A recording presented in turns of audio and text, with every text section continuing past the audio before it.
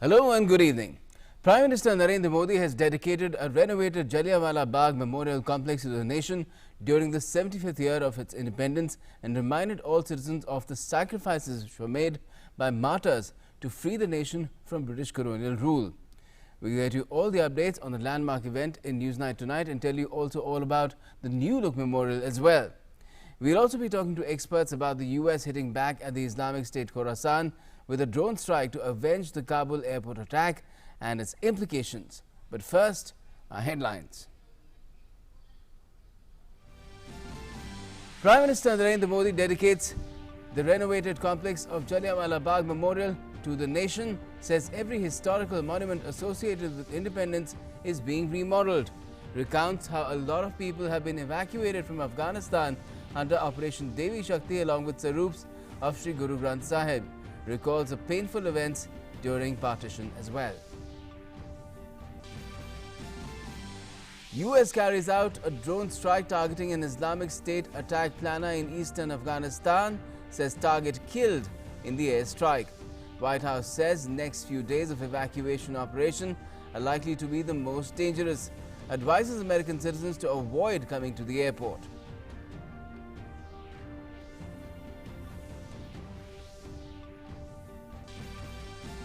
Evacuations resume after blasts at Kabul airport 2 days ago. The White House says over 105,000 people have been evacuated from Afghanistan since mid-August. Britain ends evacuations from Afghanistan. Last Italian and French evacuation flights also leave Kabul. Pradhan Mantri Jan Dhan Yojana National Mission for Financial Inclusion completes 7 years of successful implementation. The Prime Minister applauds the untiring efforts of all those who have worked to make PM Jan Dhan a success.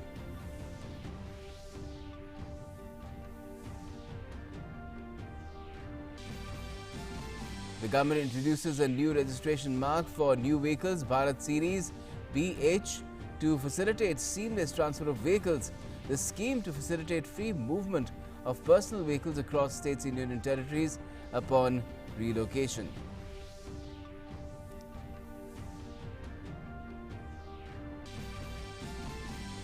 Home Ministry writes to state governments in union territories, advises them to take measures to avoid large gatherings during the coming festive season and impose local restrictions to curb crowding. World Health Organization and many others congratulate the thousands of people involved in ensuring India achieved the landmark milestone of over 1 crore vaccine shots being administered in a single day on Friday. The European Union moves to reinstate COVID travel restrictions for unvaccinated citizens of the US and 5 other countries. Sydney emergency services under pressure as cases rise. New South Wales reports yet another day of record COVID-19 numbers. Germany to offer Africa over 70 million COVID-19 vaccine doses.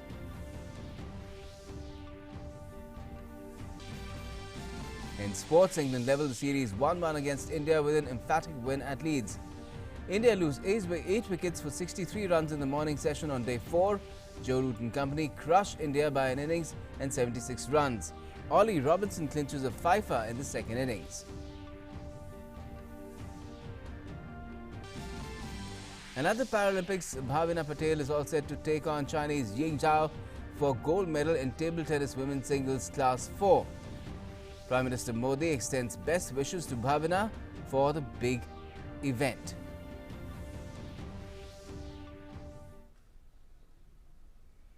Well, first up, Prime Minister Narendra Modi dedicated a new-look Jallianwala Bagh Memorial Complex to the nation remotely today and used the occasion to remind the nation of the sacrifices made by freedom fighters to win independence for the nation. He urged everyone to contribute to the nation's self-reliant progress in a fitting tribute to the martyrs. The PM also recalled the pain of partition and referred to the evacuations that have been carried out from Afghanistan, including the 3 Sarups of Sri Guru Granth Sahib. Prime Minister Narendra Modi paid tribute to the martyrs of Jallianwala Bagh at a time when the country is celebrating Azadi Ka Amrit Mahotsav. Prime Minister Narendra Modi dedicated the renovated complex of Jallianwala Bagh Smarak to the nation via video conferencing on Saturday. 4 museum galleries have been created in the renovated complex through adaptive reuse of redundant and underutilized buildings. The galleries showcase the historical value of events that unfolded in Punjab during that period. Prime Minister said that this event is a great source of inspiration. आजादी के 75वें वर्ष में जलियांवाला बाग का स्मारक का आधुनिक रूप देश को मिलना हम सभी के लिए बहुत बड़ी प्रेरणा का अवसर है। आज जो रेनोवेशन का काम हुआ है उसने बलिदान की अमर गाथाओं को और जीवंत बना दिया है। यहां जो अलग अलग गैलरी बनाई गई हैं। Prime Minister also referred to the horrors of partition of the country. Prime Minister said that government marked 14th of August as Partition Horrors Remembrance Day to remember the pain and sufferings faced by the people of India back then. विभाजन के समय जो कुछ हुआ उसकी पीड़ा आज भी हिंदुस्तान के हर कोने में और विशेषकर पंजाब के परिवारों में हम अनुभव करते हैं। किसी भी देश के लिए अपने अतीत की ऐसी विभीषिकाओं को नजरअंदाज करना सही नहीं है। इसलिए भारत ने 14 अगस्त को हर वर्ष विभाजन विभीषिका स्मृति दिवस के रूप में आने वाली पीढ़ियों को याद रखें, इसलिए इसे मनाने का फैसला किया। Referring to crisis in Afghanistan, Prime Minister said that people are being brought through Operation Devi Shakti and Sarups of the Guru Granth Sahib have been flown in from Afghanistan. Operation Devi Shakti के तहत अफगानिस्तान से सैकड़ों साथियों को भारत लाया जा रहा है। चुनौतियां बहुत हैं, हालात मुश्किल है, लेकिन गुरु कृपा भी हम पर बनी हुई है। हम लोगों के साथ पवित्र गुरु ग्रंथ साहब के स्वरूप को भी शीर्ष पर रखकर भारत लाए हैं। Apart from this, a sound and light show displayed the events that happened on 13th of April 1919. Elaborate heritage restoration works have been carried out in sync with the local architectural style of Punjab. The Shahidi Well has been repaired and restored with a well-redefined superstructure. The Heart of Bagh, the Flame Monument, has been repaired and restored, water bodies regenerated as Lily Pond, and the pathways made broader for better navigability. Several new and modern amenities have been added throughout the garden. They include redefined paths of movement with appropriate signages, illumination of strategic spots, landscaping and hardscaping with native plantation, and installation of audio nodes. Also, newer areas have been developed for housing the Salvation Ground, Amar Jyot, and Flag Mass. 13th of April 1919 is a dark day in Indian history. On this day in 1919, British troops fired on a large crowd of unarmed Indians in an open space known as the Jallianwala Bagh in Amritsar in the Punjab, killing several hundred people and wounding many hundreds more. It marked a turning point in India's modern history. The Narendra Modi government at the centre is making constant efforts to preserve and beautify the historical heritage so that the new generation can get inspiration from it. Bureau Report, DD India. And now returning focus to Afghanistan, where Joe Biden promised retribution and the US hit back at the Islamic State Khorasan, which claimed responsibility for the Kabul airport bombing, where over 170 people have perished, including at least 13 American soldiers. A drone strike was carried out against an ISIS-K or ISKP planner in Nangarhar province, and the US claimed to have eliminated the target. Evacuation flights have also resumed from the airport today, but several countries have already flown their last flights out, acknowledging the danger of carrying on extractions when the terror threat still looms large, leaving thousands of Afghans and others stranded.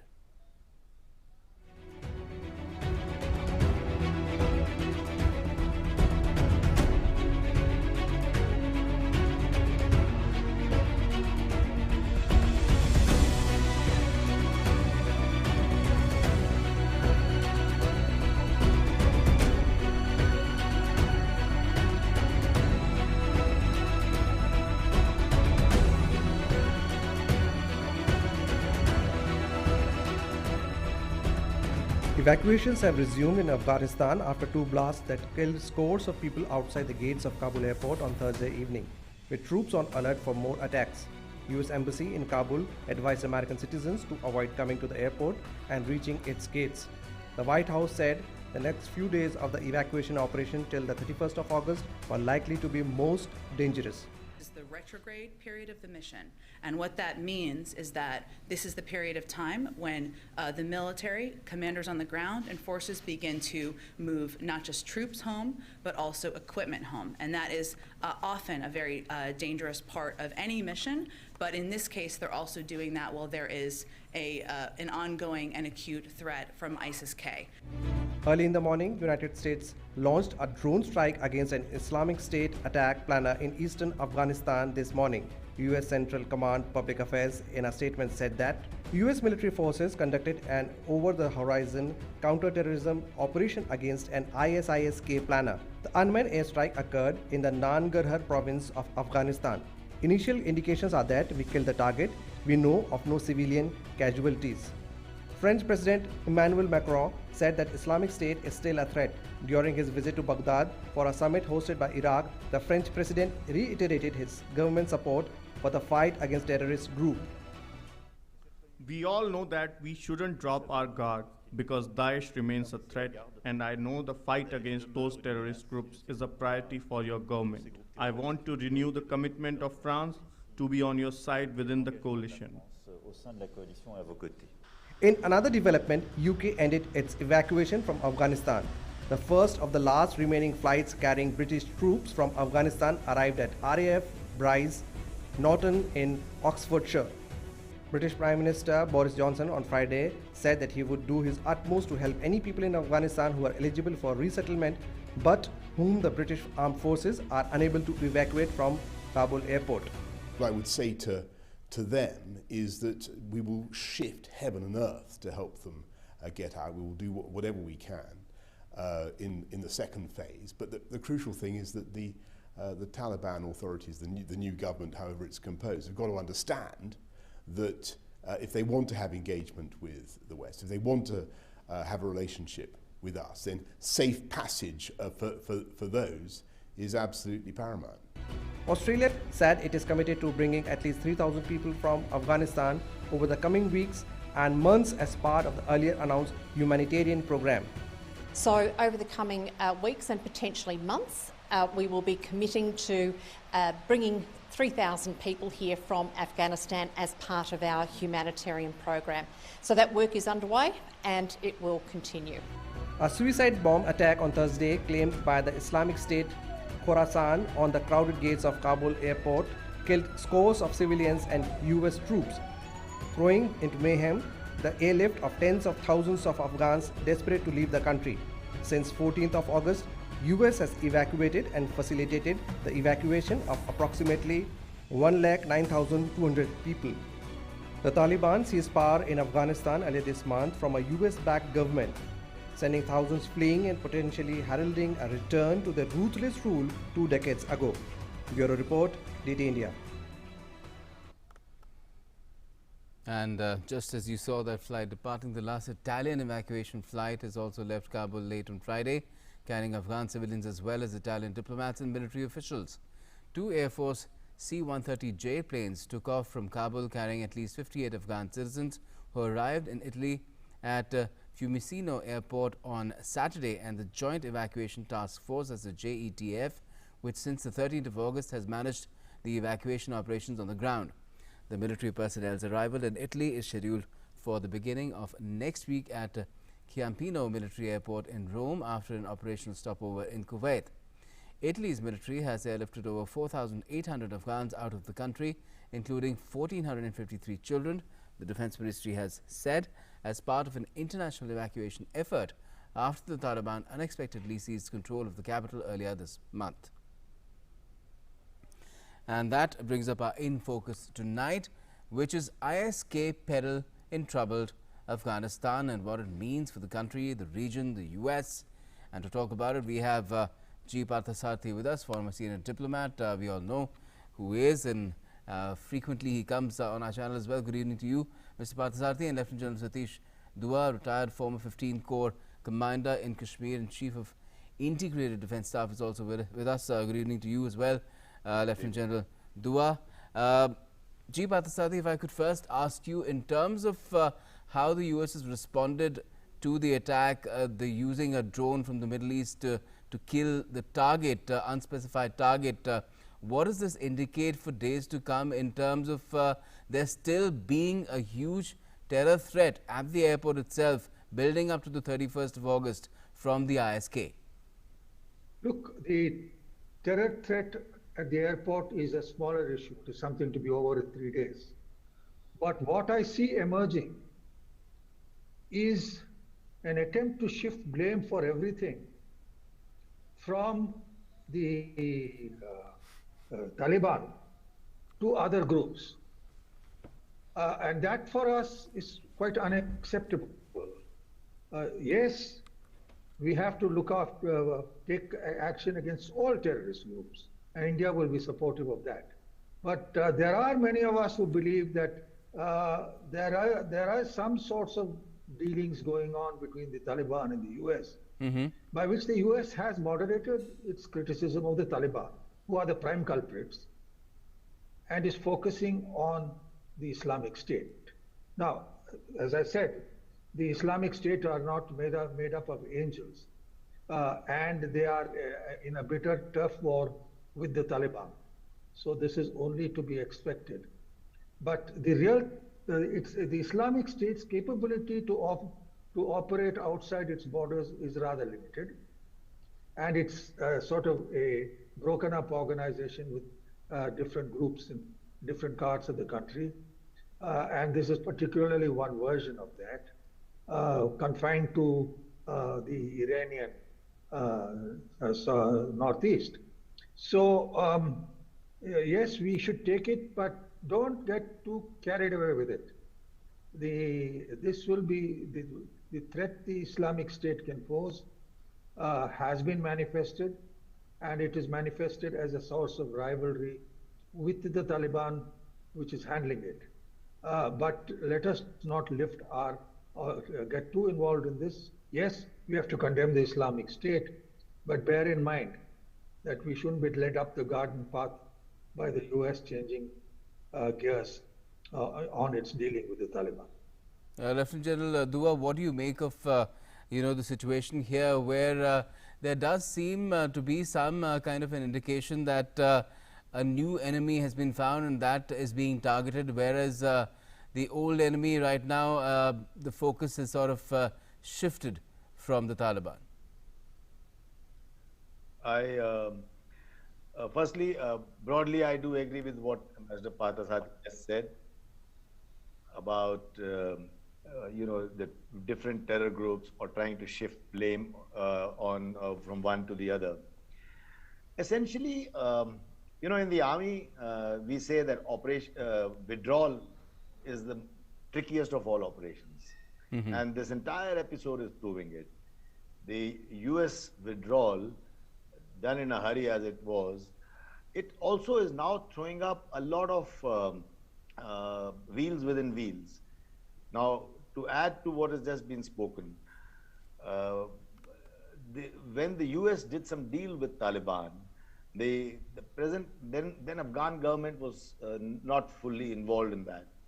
So that also shows us to what Mr. Parthasarathi also referred, that the US is now being a little easy on the Taliban.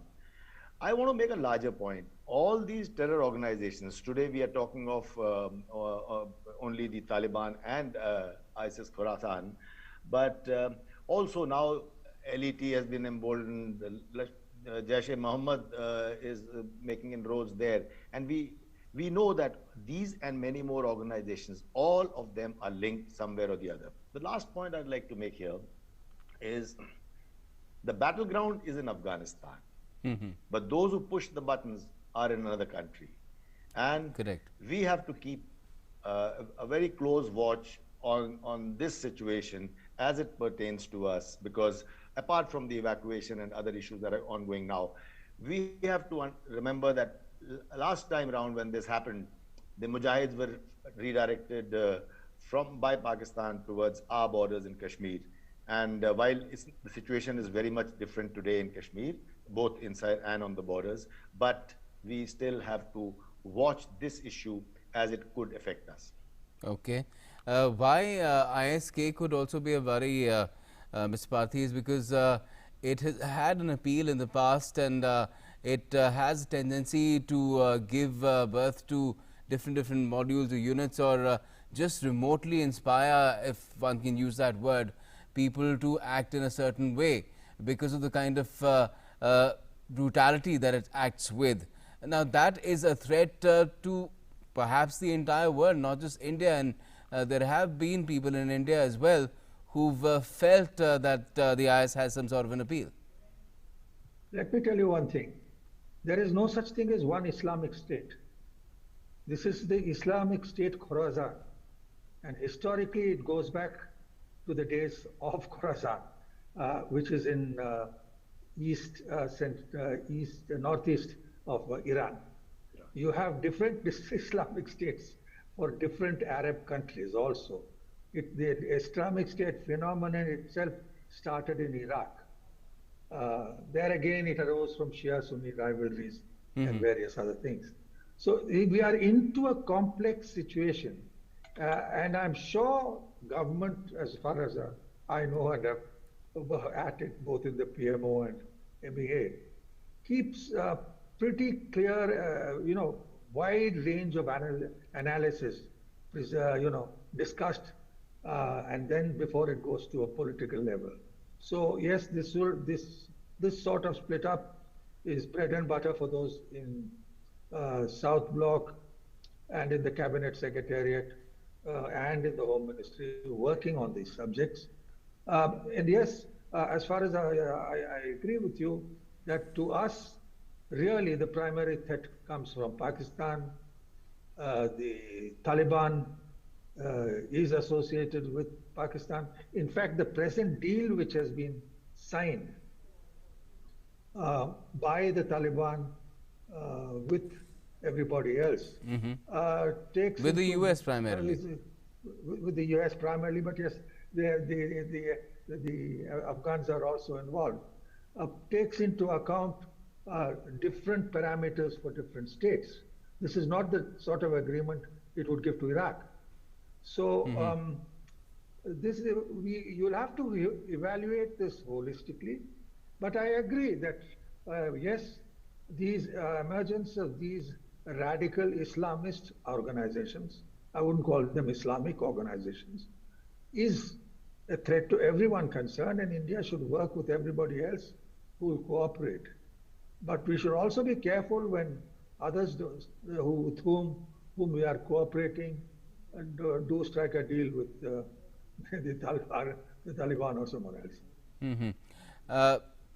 General Dua, the thing is that this distinction, the bid to make a distinction between the Taliban and ISK with the Haqqani network thrown in, I mean, there's this entire thing that the world is talking about. Khalil Haqqani, self-styled security in charge, put in charge of guarding Kabul, and the Haqqani network and its interlinking with ISK as well. So won't that distinction, if anybody tries to attempt to make it, even the US, won't that be difficult to make? Won't that be very, very unconvincing for, say, the domestic audience in the US itself? Absolutely. All these terror organizations, like at some point of time or the other, have had some links with each other. When we talk of ISIS Khorasan and Taliban being different, but as you also pointed out, they have linked with Haqqani network. Haqqani network is a part of this the Taliban umbrella as of now. It is the Haqqani network that was looking after the security at the out of security of the airport when all this happened. Yes. Be that as it may, the terror groups, they may have some factions within. Now, within Taliban also, we have different factions. As of now, we see Taliban working as a whole, but soon all these are going to surface. whether it's in the matter of power sharing, whether it is in the manner of working and operating, we are going to see the fault lines emerge. But we cannot wish away the fact that deep down within, there are linkages. There also the fact that if they are being coordinated by the same agency from another country, they are also going to get funding through ISI. What remains to be seen as to how the US behaves in throttling or squeezing down the fund flow for different organizations, and which organizations the US props up. So the last word here, the last sentence I'd like to say is that one way or the other, all terror organizations do have some links, but they also have several fault lines. For instance, the bigger issue is that the Taliban is for Afghanistan. They want Afghanistan. They want to control Afghanistan, and they wanted to free Afghanistan of the US and other forces. Whereas, as we've also discussed earlier, whereas the ISIS Khorasan looks at a caliphate. So it is emirate versus caliphate, and they want a much larger, they have a larger, broader canvas in which, at the extreme end, also falls India, and that is a cause of concern for us. And in the middle of all this, Mr. Parthasarathi, we also have to consider the resistance. They are still holding forth, and we don't know which course will that particular aspect of this entire rigmarole, this quagmire, will take. You know, you raised the Haqqani network. That's a classic case by itself. Sirajuddin Haqqani hails from North Waziristan, which is right on the Afghan-Pakistan border. And he operates out of North Waziristan, and also has houses and huge properties in Islamabad, Rawalpindi, and some Punjabi cities like Lahore, all arranged for by the ISI. Now, Sirajuddin Haqqani, with all these connections, is now almost the interior minister or the home minister of the Taliban in Kabul. Right. Now, therefore, these lines and linkages are perilous and have to be carefully studied, because if you ask me, more than Mullah Baradar, the danger to India comes from other Haqqanis. And the basic fact is, they are virtual proteges of the ISI. I mean, houses all over the place, a lot of money, and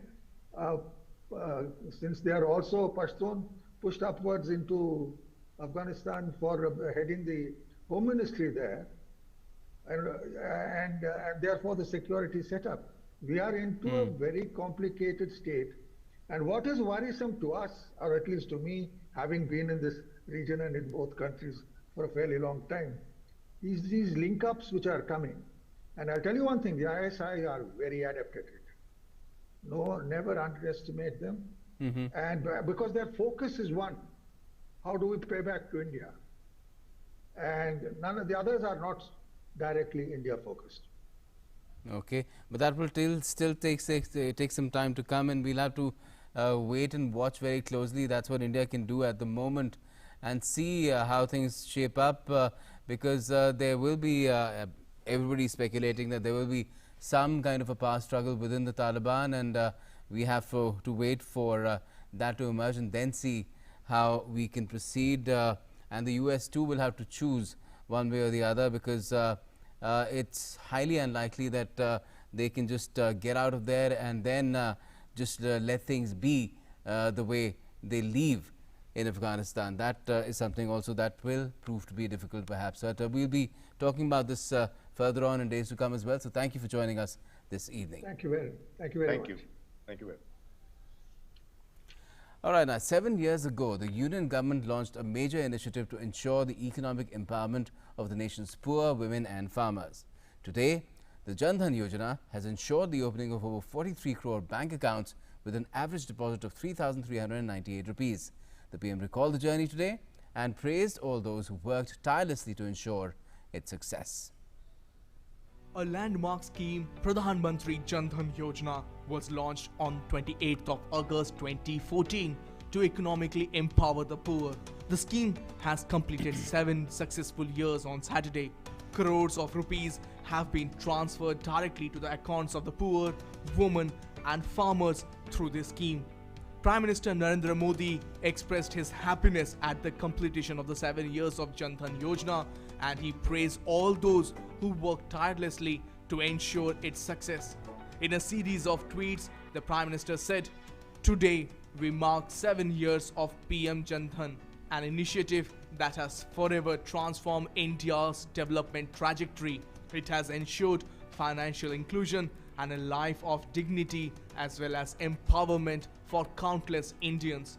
Jan Dhan Yojana has also helped further transparency. I would like to applaud the untiring efforts of all those who have worked to make PM Jan Dhan a success. Their efforts have ensured the people of India lead a better quality of life." Finance Minister Nirmala Sitharaman referred to the importance of the scheme and said, ये प्रधानमंत्री जन धन योजना जो छोटे स्तर पर तक पहुंच करके हर एक भारतीय नागरिक को, गरीब हो, मध्य वर्ग के हो, उन सबको अकाउंट देने वाले काम किया, उन सब के द्वारा मुद्रा लोन पहुंचाते हैं। The Pradhan Mantri Jan Dhan Yojana is the national mission for financial inclusion to ensure access to financial services such as banking, remittance, credit, insurance, pension in an affordable manner.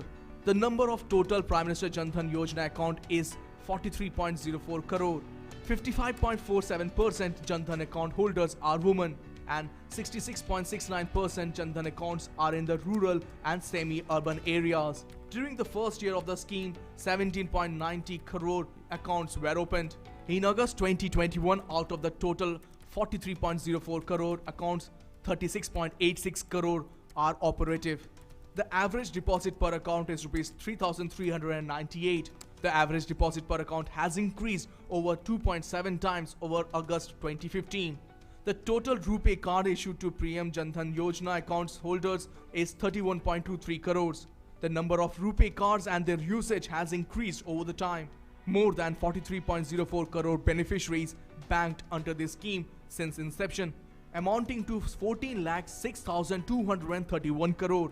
A total of Rs 30,945 crores have been credited in accounts of women account holders during the COVID lockdown. The government is committed to provide financial inclusiveness and support to the marginalized and hitherto socio-economically neglected class. The financial inclusion is a national priority of the government as it is an enabler for inclusive growth. A key initiative towards this commitment is the Pradhan Mantri Jan Dhan Yojana, which is one of the biggest financial inclusion initiatives in the world. The scheme has produced both transformational as well as directional change, thereby making the emerging ecosystem capable of delivering financial services to the last person of the society, the poorest of the poor. DD India.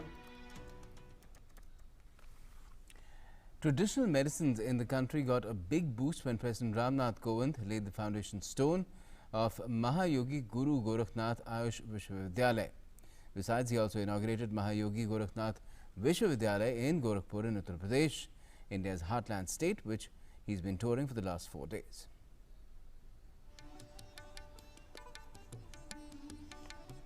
On the third day of his 4-day visit to Uttar Pradesh, President Ramnath Kovind laid the foundation stone of Mahayogi Guru Gorakhnath Ayush Vishwavidyalaya in Gorakhpur and also inaugurated Mahayogi Gorakhnath Vishwavidyalaya on Saturday.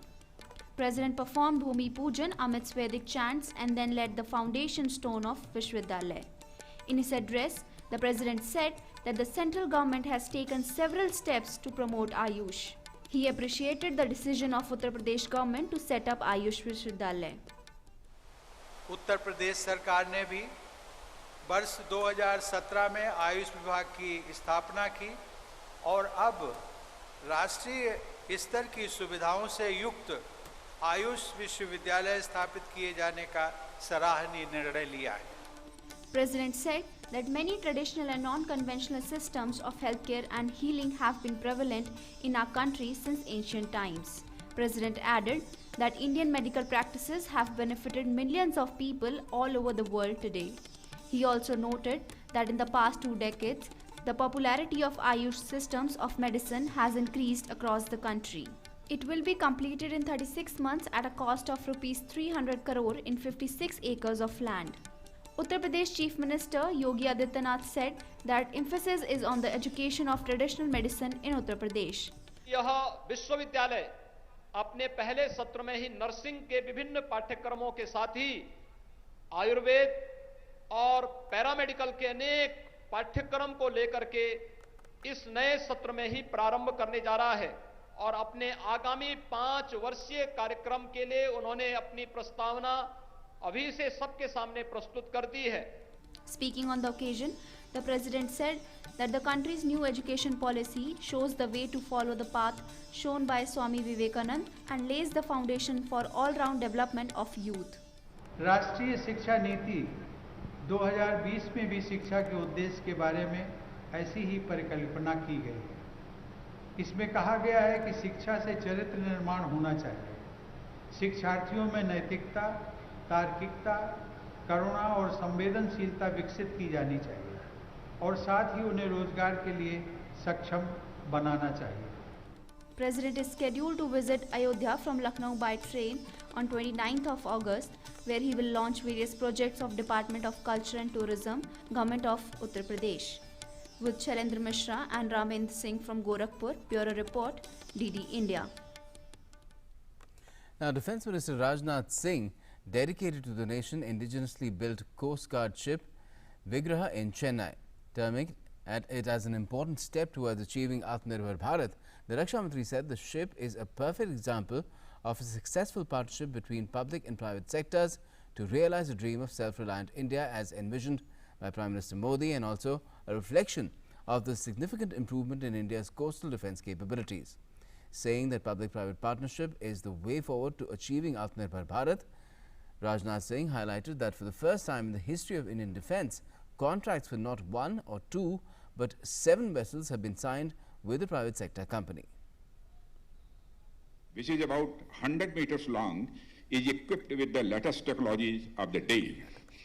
Be it the navigation system or communication equipment, sensors or other installed equipment, all these are going to meet the needs not only of today but also the future for a long time to come. The minister also said that the Indian Coast Guard, which began with a modest 5 to 7 small boats, has grown to over 20,000 active personnel, over 150 vessels and a fleet of over 65 aircraft. The journey of growth of our Indian Coast Guard, which began with a modest 5 to 7 small boats, has today grown to over 20,000 active personnel, over 150 vessels and a fleet of over 65 aircrafts. In the last 40 to 50 years, the Indian Coast Guard has made its mark at the international level by playing a leading role in coastal security as well as in maritime crises and disasters. The Home Ministry has written letters to states and union territories asking them to take preventive measures if necessary during the upcoming festive period. India on Friday set a record when it administered more than 1 crore COVID vaccines.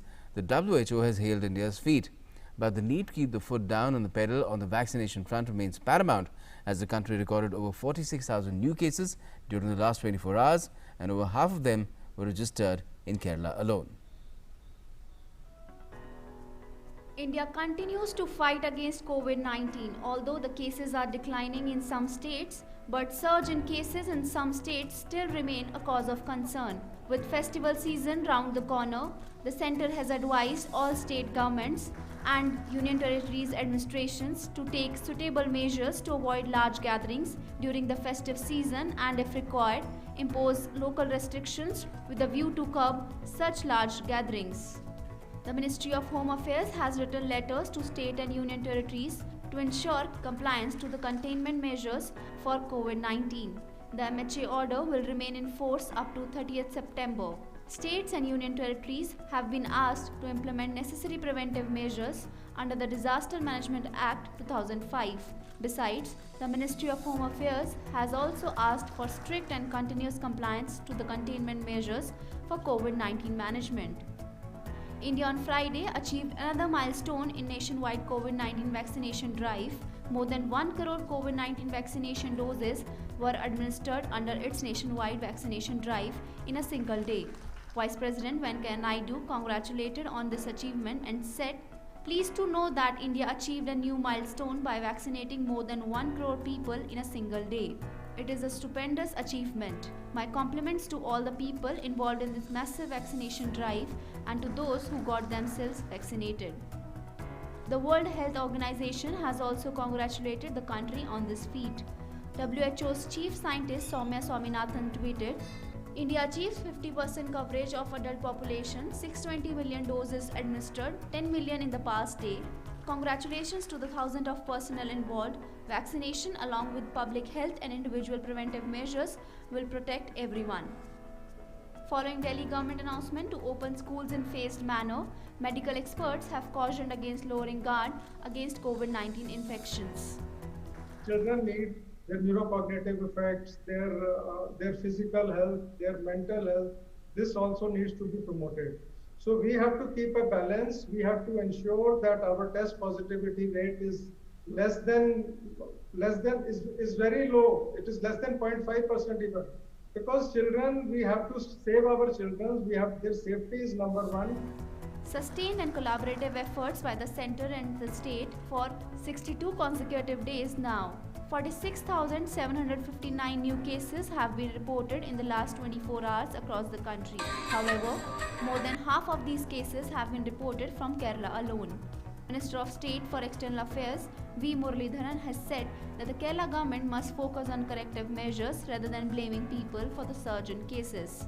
The government is trying to blame the public instead of identifying their failures and their failure in the strategy, their mistakes in adopting the strategy. The Government of India's team identified that, pointed out that the home quarantine has become a failure. The team also pointed out that contact tracing is abysmally low. So the government should make corrective efforts. Currently, India's recovery rate stands at 97.56%, while testing capacity has been enhanced across the country. Weekly positivity rate at 2.19% remains less than 3% for the last 64 days now. The daily positivity rate has remained below 3% for the last 33 days. Bureau Report, DD India. Now, the government has introduced a new registration mark for new vehicles, Bharat Series, that's the BH series, to facilitate seamless transfer of vehicles. The Ministry of Road Transport and Highways has said that in order to facilitate seamless transfer of vehicles, the ministry has introduced a new registration mark for new vehicles, that's the Bharat Series, that's the BH series. Now, a vehicle bearing this registration mark shall not require assignment of a new registration mark when the owner of the vehicle shifts from one state to another. This vehicle registration facility under Bharat Series will be available on a voluntary basis. The motor vehicle tax will be levied for 2 years or in multiples of 2. This scheme will facilitate free movement of personal vehicles across states and union territories of the country upon relocation to any new state or union territory. Union Power Secretary Alok Kumar took a meeting on Friday with Central Electricity Authority and Ministry of Coal to review the coal supply position considering the situation of low coal stocks in certain power plants. It was decided to constitute a core management team comprising of representatives from Power Ministry, the CEA as well as the Coal India Limited to ensure daily monitoring. The power plants have been intimated to send their requests for priority loading and coal supply issues at a centralized email, that's fmdiv.cea@gov.in, so as to enable taking up the matter with the concerned authorities. It's also been decided that wherever coal stock is more than 14 days requirement of the power plant, The coal supply will be regulated to these power plants for the next 7 days. The freed up coal will be supplied to the plants under supercritical category first and thereafter critical category plants so that an equitable distribution of coal stocks is undertaken across all power plants and is maintained. The Indian Space Research Organisation, that is ISRO, has successfully conducted the first hot test of a system demonstration model of Gaganyaan service module propulsion system at the test facility of ISRO Propulsion Complex, Mahendragiri in Tamil Nadu. The system performance met the test objectives and there was a close match with the pre-test conditions. Further, a series of hot tests are planned to simulate various mission conditions as well as off-nominal conditions. The service module is part of the Gaganyaan orbital module and is located below the crew module and remains connected to it until re-entry. Now, in an appreciable gesture, the Pulitzer Prize Board has awarded a special citation to journalists of Afghanistan, from staff and freelance correspondents to interpreters to drivers to hosts, on Friday for their courageous work. According to a release, the Pulitzer Prize Board decided to honor the women and men of Afghanistan who've dedicated themselves at great personal risk to create and support journalism that has chronicled decades of life and war. The board also stated that the efforts of such courageous Afghan residents helped produce Pulitzer's winning and Pulitzer-worthy images and stories that have contributed to a wider understanding of profoundly tragic and complicated circumstances. A tweet on the official handle of the Pulitzer Prize states, and I quote, "The citation comes with a USD 100,000 grant to be administered by the Committee of Project Journalists for the emergency relief of such individuals and their families." Now, the European Union on Friday moved to reinstate COVID travel restrictions like quarantine and testing requirements for unvaccinated citizens of the United States and 5 other countries. EU countries started a procedure to remove the US from a list of countries whose citizens can travel to the 27-nation bloc without additional COVID restrictions. The non-binding list currently has 23 countries on it, including Japan, Qatar and Ukraine, but some of the 27 EU countries already have their own limits on US travelers in place. The list is compiled on the basis of COVID-19 situation in each country as well as reciprocity.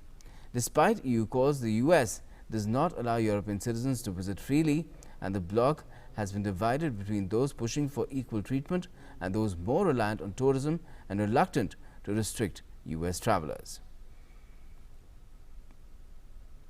Australia's New South Wales reported yet another day of record COVID-19 numbers.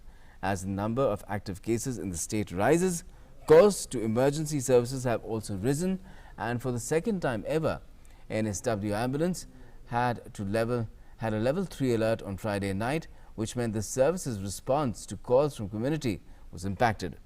Ambulance services received 2,500 calls from coronavirus patients in the past week, but many were what authorities deemed unnecessary, with some callers asking for food delivery or transportation to vaccine clinics. New South Wales reported 1,035 cases today, exceeding the previous record of 1,029 seen on Thursday, while there were 2 further deaths.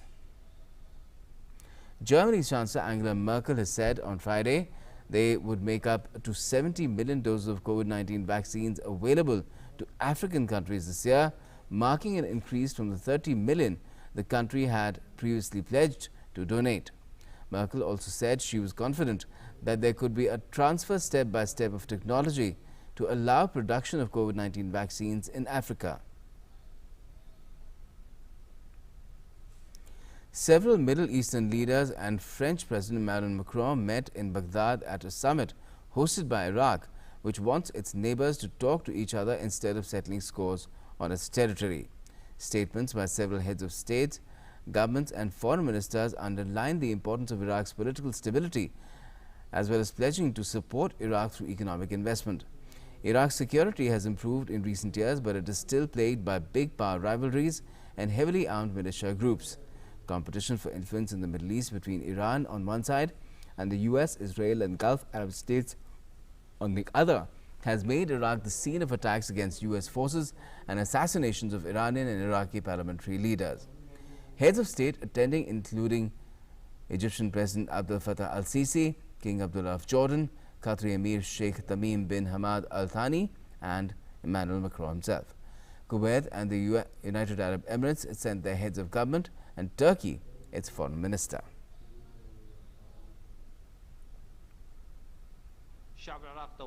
The Iraqi people are longing to see a fast reconstruction process.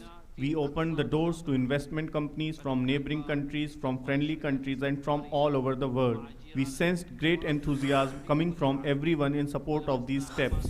We do confess that in Iraq there are some challenges to facilitate investment, but we are working on governmental procedures and economic reforms to overcome this challenge.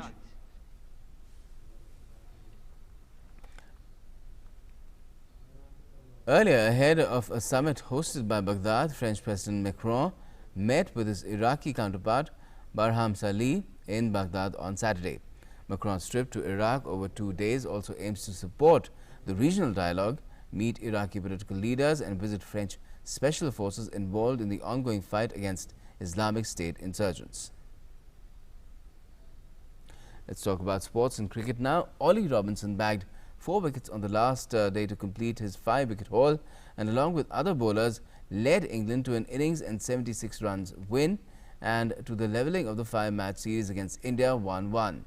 England have won the 3rd test at Headingley, defeating India by an innings and 76 runs. As I said earlier, the visitors resumed their 2nd innings play at the overnight score of 115 for 2, and they were all out for 178 just before lunch.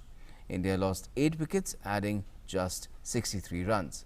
England made 432 runs in their first innings, while India had scored just 78 runs in theirs. Indian skipper Joe Root continued his fine run with the bat in the series as he brought up his 3rd century in 3 games. And with this win, the hosts have levelled this 5-match series 1-1. India had taken a 1-0 lead through trouncing England by 151 runs at Lord's in the 2nd test. The first test had ended in a draw, and next up is a contest at the Oval. And if you talk about the Paralympics, paddler Bhavina Patel continued her giant-killing march at the Tokyo 2020 Paralympics as she defeated China's world number 3 Miao Zhang to enter the gold medal match of women's singles class 4 event. Bhavina will be live in action for gold medal match tomorrow morning. Bhavina Patel became the first Indian to enter the final of a table tennis event in the Paralympics with a hard-fought 3-2 win over China's Miao Zhang. The 34-year-old Patel beat her world number 3 Chinese opponent 7-11, 11-7, 11-4, 9-11 and 11-8 in the semi-final showdown that lasted 34 minutes. Prime Minister Narendra Modi has congratulated paddler Bhavina Patel for her remarkable performance in the Tokyo Paralympic Games. Praising Bhavina for her excellent performance, Prime Minister said, "The entire nation is praying for your success and will be cheering for you. Give your best and play without any pressure. Your accomplishments inspire the entire nation." Union Sports Minister Anurag Thakur boosted the morale of the Indian peddler and tweeted, "Go Bhavina! Great game! Now for the finale." This is Bhavina's maiden Paralympics and she has already assured a Paralympic medal for the country. Bhavina is confident and super excited for her final. मैंने वही सोचा था कि मुझे जो भी match आए वो उसमें 100% देना है और मैं बस वही देती जा रही हूँ और अगर जब 100% देते हैं तो मेडल अपना बनता ही है। ऐसे ही मेरी हिम्मत बनी रही और ऐसे ही हमारे भारतवासियों का प्यार बना रहा तो गोल्ड भी मैं जीत के आ सकती हूँ। Bhavina will face a tough challenge from world number 1 Chinese paddler Ying Zhao in the gold medal match on Sunday morning. She had gone down tamely to the Chinese player in her opening group match on Wednesday. If Bhavina wins the gold, it will be India's first Paralympic gold in TT2. Sports Desk, TD India. Well, needless to say, we'll all be rooting for Bhavina. May she bring us the gold at the Paralympics. And that's all we have for the moment in this edition of Newsnight for tonight. For all the latest, stay tuned to TD India. Thanks for watching.